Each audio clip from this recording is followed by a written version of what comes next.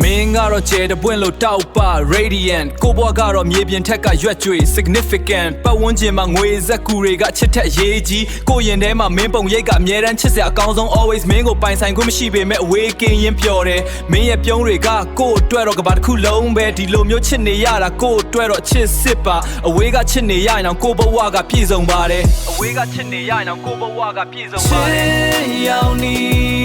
တစေ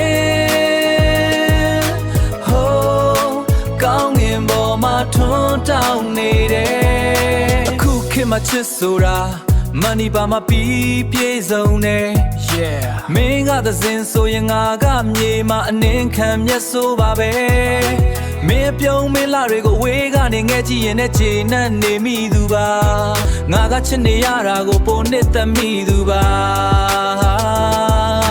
ငါကချစ်နေရတာကိုပိုနှစ်သက်မိသူပါ